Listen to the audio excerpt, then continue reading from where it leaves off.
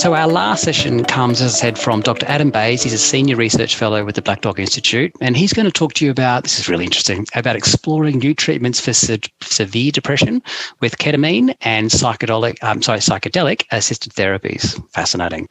A bit about Adam. So Dr. Bays is a psychiatrist and a clinical academic with a research focus on mood disorders, including novel treatments such as ketamine, psychedelics, and neurostimulation, e.g. transcranial magnetic stimulation, or TMS.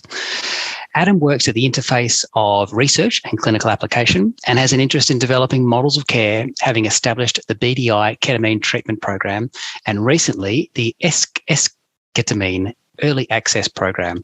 There's a lot in there.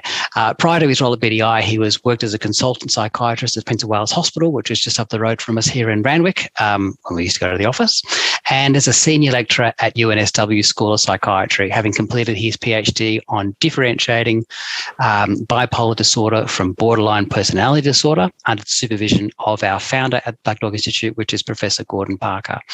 Adam, you are the last session. Lucky last year. I'm really looking forward to this session. Away to you, my friend. Okay, thanks, Taz, for the introduction. I'm going to talk to you today for 10 minutes to talk about novel treatments for depression, psychedelic-assisted therapy. Really, I just wanted to share a story about what motivates me to work as a clinical academic psychiatrist in the area of depression and novel treatments. I'd like you to meet Kathy.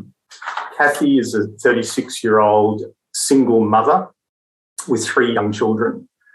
She was referred to us at the Black Dog Institute Neurostimulation Clinic by her psychiatrist, and she had a severe melancholic depression and with severe suicidal ideation.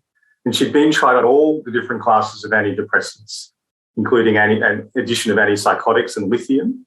And she'd undergone multiple hospitalizations and actually had a recent admission for electroconvulsive therapy, or ECT.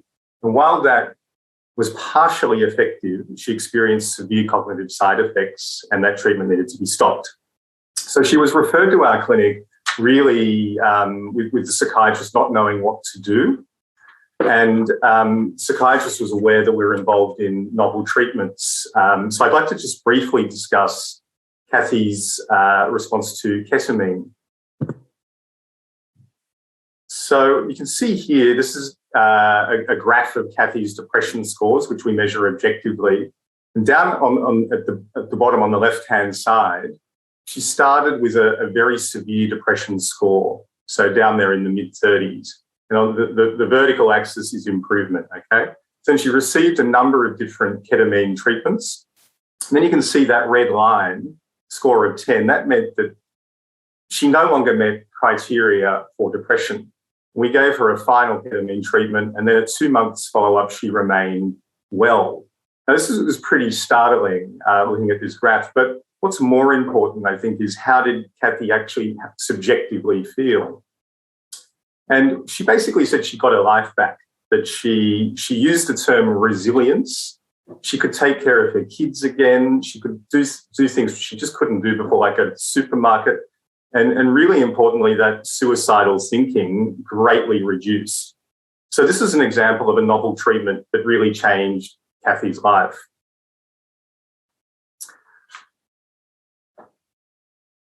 Now, depression is a common mental disorder. Globally, 264 million people of all ages have depression. It's the leading cause of disability. More women are affected than men. 1 in 7 Australians will experience a depressive episode in their lives, and 1 in 16 affected in the past year.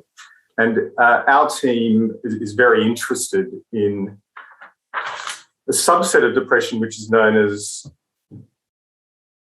treatment-resistant depression. And this is the 1 in 3 patients who fail to respond to multiple trials of antidepressant medications. And it's a pretty big number. And our team at Black Dog's very interested in this group, and they're patients like Kathy. So the team, just briefly, we're a group of clinical and academic psychiatrists. There's anywhere between 15 to 20 at any one time. Psychiatry registrars, neuropsychologists and psychologists, research officers and assistants, PhD candidates, postdoctoral research fellows, medical students and international students. And we're interested in mood disorders, in particular treatment-resistant depression.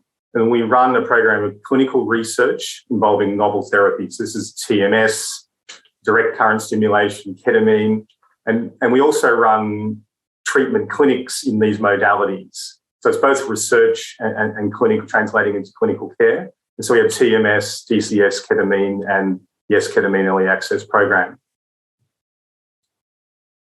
So look, there's been a real renaissance of interest in psychedelic-assisted therapies, and these are powerful mind-altering medicines that, when combined with psychological therapies, have the potential to treat certain mental disorders such as depression.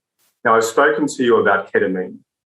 You may have read recently about the big phase 3 clinical trial of MDMA-assisted therapy for PTSD, which was published in Nature Medicine. But today I'm going to talk about psilocybin. This is a psychedelic compound found in the active ingredient found in so-called magic mushrooms, but it can be derived pharmacologically in the lab. Now, if I had one slide to show you, which sort of pictorially illustrates what psilocybin does to the brain, it would be this slide. So I'll step you through it. It's taken from a study back in 2014. It's based on functional MRI data, and it's what the brain is doing at rest. Okay, when individuals aren't thinking about anything in particular, it's the brain activity going on there. So if you look on the left-hand side, this is the brain activity under placebo, after a sugar pill. But you can see around the outside of the circle, there's a whole bunch of small circles. These are different functional nodes in the brain, and there's information flowing in and out. And you can see, for example, in the blue area, there's a lot of local communication going on there. And then you see some lines where there's communication to disparate parts of the brain. So that's what's happening under placebo conditions. Under psilocybin conditions, so a single administration of psilocybin, this is in a healthy individual, you can see the brain lights up. You can see there's a huge amount of activity, a huge amount of connectivity that's taking place that wasn't there before. Some people think, oh, this psilocybin, this psychedelic is stimulating the brain. Actually, what it is doing, it is quietening a part of the brain, this default mode network or the resting state. So it quietens that usual brain activity down, and it allows this cross-communication between other parts of the brain that doesn't normally take place. And it's believed that this resting state network is related to depression, and by temporarily breaking that resting state network and allowing this free flow of communication, patients may be able to break out of these rigid and repetitive types of thinking and behaviours, which we know in the treatment-resistant depression group are very prominent. So there's a huge amount of global interest in psychedelics. If you look here, these are just a few organisations that are involved. So we've got Imperial College London now has a centre for psychedelic research. Johns Hopkins has a Centre for Psychedelic Research and Consciousness Research. Mind Medicine Australia is a peak body which is advocating research into these medicines. And it has on its board people such as retired Admiral Chris Barry and former Minister Andrew Robb. We have down the bottom Compass. This is a corporation in the US which is manufacturing psilocybin, synthetic psilocybin. It's got a market capitalisation of over $1 billion. And the Medical Research Future Fund actually announced a $15 million grant scheme this year specifically for psychedelic-assisted therapy research. So there's a lot of interest globally, and things are really just kicking off here in Australia. But there's a big knowledge gap. Currently, the studies in psilocybin have been done in non-treatment resistant groups, okay? And yet it's the treatment resistant groups that need these new therapies. So why is that? Essentially, existing studies, patients are taking off all their medications because there's concern about an interaction with psilocybin. But this is not feasible in patients with severe depression to simply take them off all of their medications and have them on nothing because they would likely decompensate and become suicidal. So what if psilocybin could be used in treatment-resistant depression without the need to withdraw existing antidepressant medications? Our study is a phase 2 trial of psilocybin-assisted therapy for treatment-resistant depression. The aim is to determine safety and efficacy of psilocybin-assisted therapy in this group, and also to examine measures of neuroplasticity, which might mediate the antidepressant response. And this is things like cognitive flexibility, creativity, convergent, divergent thinking. So when you saw that, the two coloured balls, all that kind of brain activity, trying to understand that from a neuropsychological point of view. Okay, so the proposed trial design, I'll just step you through this. It's a bit of a busy slide, but I thought it was just useful for you to have an understanding in a little bit more detail. So firstly, there's the recruitment phase to assess suitability, and obviously excluding patients with any history of psychosis or family history of psychosis in first degree or relatives, to confirm the treatment-resistant diagnosis and to consent. And then there's a really comprehensive psychiatric and medical assessment at baseline. So using standardized measures to tap into how depressed patients are, standardized neuropsychology measures, and then physical measures, vital signs, heart rate, blood pressure, temperature, and a neurological examination. So that's all in the front end. And then there's the psychedelic-assisted therapy model. So we plan to collaborate with St Vincent's Hospital, and in fact, these treatments would take place at St Vincent's Hospital with the full medical backup present at a hospital setting, and working with the clinical pharmacology department. There would be 2 trained co-therapists in attendance across all sessions. And essentially the model, and this is what tends to be done internationally, it's 3 parts. There's preparation sessions. So this involves rapport building, exploring past history with the participant, in terms of things that might arise during the treatment session, and intention setting. And then there's the actual treatment session itself. So this would happen in a room at the hospital, but nicely sort of decorated to take into consideration the set and setting considerations that are so important with this kind of therapy. And 2 co-therapists would be present. The patient would be administered a capsule containing psilocybin, and they would be there for approximately 8 hours, so it's quite intensive. Following this, there are several integration sessions, and this is where the patient is able to integrate sort of what came up in the session and perhaps solidify new ways of thinking and feeling, which might help them get better. And that above under 3 steps would then be repeated several times. What are the outcome measures? We would be comparing to baseline. So obviously safety is of critical importance. So all of those physical parameters we're monitoring at every treatment session. And then at the integration and follow-up sessions, we're using these standardized instruments to measure improvement in depression scores, and also using these neuropsychological measures to see, are there changes in convergent, divergent thinking, etc. So what are the outcomes? So basically to establish safety and efficacy of psilocybin added to an existing antidepressant. Secondly, to delineate neuroplastic changes that might be mediating the antidepressant response.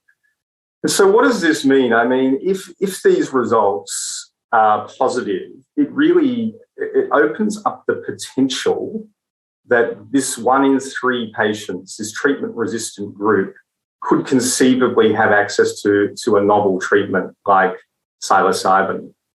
So it's actually got quite profound implications. And what would then be required would be further phase 3 trials in treatment-resistant populations compared with placebo. And in addition, if we can understand some of these neuroplastic changes, again, there could be further studies looking at neuroimaging, for example, to help us understand the mechanisms there. So I think that it is a really important study. So what is next? We do have some seed funding. for a pilot study of approximately 10 participants, at purchase of the psilocybin and some research assistant time. But we really need funding to expand the sample to a decent size of, say, 15 participants. Funding for psychiatrist time, neuropsychologists to do all those neuropsychological examinations, the trial project manager, consumer input with the treatment-resistant depression group would be critically important, and then the qualitative data analysis and statistician time. Overall, this is an opportunity, I think, for our team to build on our experience in novel treatments, TMS, DCS, and ketamine, and also start exploring some of these newer medicines. So I think it's a great opportunity to get involved. Okay, thank you. And are there any questions? That was fantastic. Gosh, what an interesting field of study that you work in. Can I ask, and please, everybody, pop your questions in the chat box there. This is the last presentation that we've got today, last official one. Adam, I'm just curious to know, this is a unique and new, innovative way of treating, as you say, depression-resistant people, of which there seems to be, roughly a third out there. What type of hurdles have you had to overcome in changing people's perceptions to these type of drugs and interventions that you're talking about? Because it's new science here. How hard has that been? And can you take us through that journey of changing those people's minds? Yeah, that's a great question. Look, I think, obviously when you mention, psychedelic, people have all sorts of ideas about what that might mean, because there's, a history of a lot of research actually in the 50s and 60s. There was a lot of research into psychedelics, and then in the 70s, basically they were made illegal, and there was probably some good and some bad reasons for that. Some of the good reasons were, I think, that the research wasn't being necessarily done with a strong research framework around it. And then I think there'd been that sort of spread into recreational use, and so these medicines were sort of shut down, made illegal, and research did stop. I think the experience with ketamine and our group's experience with ketamine has been that this is an aesthetic drug. It's been around for a long time, and there was a small amount of recreational use out there. But what our team was able to do was just really look at the science and look at conducting careful and safe trials in specific disorder groups, and do it in a sensible and safe manner, and just let the science really speak for itself. And that has happened with ketamine, really. And there's been, over the past 2 decades, it's been really quite a rapid advance, to the point now that in Australia, the TGA has approved a formulation of ketamine specifically for treatment-resistant depression. So I think we've seen that arc occur with ketamine, and I think I'm hoping that there's a similar arc with these medicines, where they can just be studied in a very rigorous fashion, in particular disorders like treatment-resistant depression, and then just let the science speak for itself. Yeah, absolutely. Just a question in terms of, once they've gone through, the trial and what you're talking about here, do they need to? Do people and patients need to keep taking psilocybin to stay well after their treatment? Yeah, it's a good question. I mean, I think that's being still worked out, but it appears really that the model would probably be only a small number of doses of the medicine, because it does appear to have this quite profound effect on the brain in terms of this almost like a rebooting of the default mode network. So it would appear but probably only a very small number of doses would be required, and then the patient is likely to have long-lasting impact on their depression. And in this group, this treatment-resistant depression group, they would still need to be taking their regular background antidepressant medication. Fantastic, thank you, Adam. And what's the future for this work that you're doing here? Where would you like to see it in 10 years' time? Would you like to see it really integrated within modern day mental health guidelines and practices? Sure, I think it's very early days. So I think the field doesn't want to make the mistakes of the past, and so really I think it's important that we are dealing with medicines that have very powerful effects. So it's got to be done in a safe way and in select diagnoses. So there's obviously going to be certain psychiatric diagnoses that these medications will not be appropriate for. Individuals with schizophrenia, that kind of thing, this kind of a medication would not be appropriate. In specific diagnoses, for example, I think the story of MDMA, recently published in Nature Medicine, where if used in treatment-resistant post-traumatic stress disorder combined with therapy, it's been demonstrated to be very effective treatment for that particular diagnosis. So I think it will, the next decade is probably more trials like this small one that we're hoping to do in specific patient cohorts to see what particular psychedelic, whether it's psilocybin or something else, and what particular therapy go together to help that particular individual with that particular diagnosis. So yeah, I think again, if we can see like ketamine, if we can see the results, then it's just about sort of implementing it in a safe and cautious way. Thanks, Adam. That's fantastic. Just a few questions here that have come through, and a really good one from Trevor. Trevor asked, there's a lot of talk about fast-acting antidepressants such as ketamine and psychedelics in treatment-resistant depression, as we've talked about. Is there thought about testing the effectiveness of them as a first-line treatment, since side effects are generally lower than other medications? Good question. Yeah, I mean, I think at the moment, no. I don't think they're being looked at as first line because, it's difficult to comment about the different side effects. I mean, I think with ketamine, for example, there are potential side effects. With ketamine, for example, urinary or bladder toxicity. So I don't know. You could definitely say that they've got a lower side effect burden. I think it's just a different side effect burden. So I think at the moment, ketamine is more being reserved for that treatment-resistant group.